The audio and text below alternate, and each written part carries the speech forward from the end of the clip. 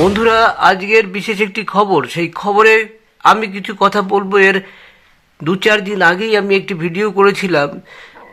টাকি বর্ডার, যেটা হাসনাবাদ বর্ডার, সেখানে কোনো কারণে গিয়েছিলাম। সেখানের স্থানীয় মানুষরা বলছে মিলিটারি, বিএসএফ এদের সাথে কিন্তু ভীষণ যোগাযোগ স্মাগলারদের সাথে, তবে সবাই নয়, কিছু কিছু ক্ষেত্রে। যেটা আজকের ধরা পড়ল, যে ধরা পড়ল তার নাম জিবুবি ম্যাথু। ইনি ধরা পড়লেন। শুধু ইনি না, এরকম প্রচুর লোক রয়েছে। তার ব্যাগের মধ্যে পাওয়া গেছে 45 লক্ষ থেকে 47 লক্ষ টাকা, আর সেই সঙ্গে নোটগুলো ছিল 500 টাকা এবং 2000 টাকা। অদ্ভুত ব্যাপার। এরা দেশ শাসন করছে, মানে বর্ডারে বলছে আমরা জীবন দিয়ে দিচ্ছি, কিন্তু এই যে বাংলাদেশ থেকে হাজার হাজার লোক কি এমনি আসতে পারে? সব সময় এত চেকিং থাকে। কিছু কিছু জায়গায় ফাঁকা আছে, সেখানে গভীরতর ভীষণ বেশি করে সিসিটিভি লাগা সেখানে একটা অফিস থাকবে, সেই অফিসে বসে সব দেখতে পাবে, আর মিলিটারিরা রেডি থাকবে চট করে সেখানে গিয়ে তাদের অ্যারেস্ট করা। চোরা কারবারিদের সাথে মারাত্মক যোগাযোগ এদের মানে সকলের কথা আমি বারবার বলছি, সকলের কথা নয়। এর মধ্যে এই যে কমান্ড্যান্ট, যে সাংঘাতিক একজন পোস্টের লোক, সে যদি এইভাবে টাকা, বাড়িতে 95 কোটি, আর ব্যাগের মধ্যে তার গোপন জায়গার থেকে বের করেছে, টলি ব্যাগের মধ্যে থেকে 45 থেকে 47 লক্ষ টাকা। বলুন তো, এরা কি আমাদের দেশের সুরক্ষা দিচ্ছে?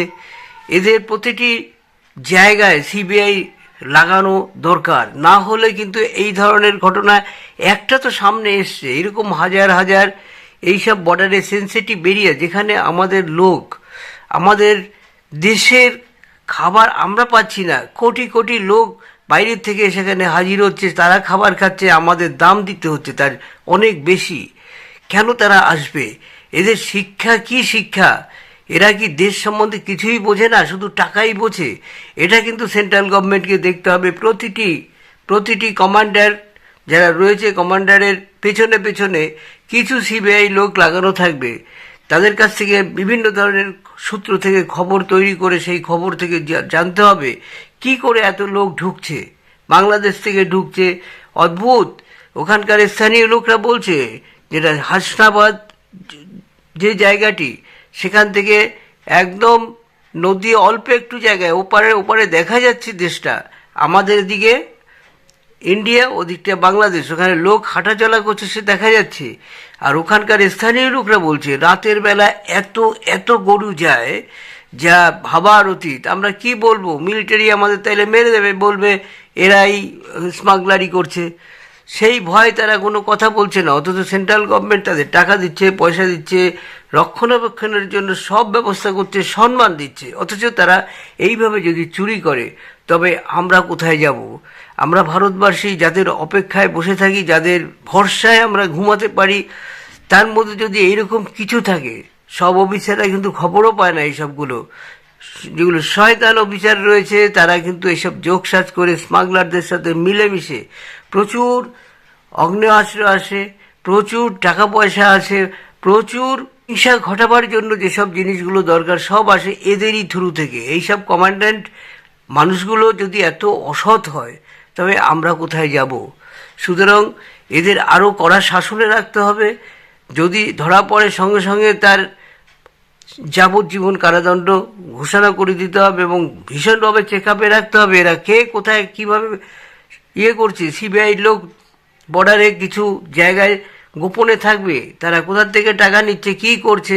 সিবিআইয়ের যারা সৎ লোক, সিবিআইয়ের মধ্যেও বদমাশ রয়েছে, বাজে লোক রয়েছে, যা থেকে বোঝা যাচ্ছে, আমাদের পশ্চিমবঙ্গ দিকে তাকালেই বোঝা যাচ্ছে বিভিন্ন ধরনের অপরাধ করছে মানুষ।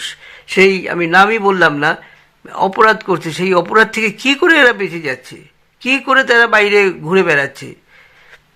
সুতরাং সিবিআইয়ের মধ্যেও রয়েছে যারা সৎ সিবিআইয়ের লোক, তাদের বলবো, সেন্ট্রাল গভর্নমেন্টকে বলবো, তারা অবশ্যই কিন্তু এক্ষেত্রে আপনারা নজর রাখুন এবং দেশের যে বর্ডার সেকশনগুলো রয়েছে সেখান থেকে কীভাবে লোক ঢুকছে, কেন ঢুকছে, কোথার থেকে, কী কারণে ঢুকতে পারলো, সেটাকে অবশ্যই দেখা।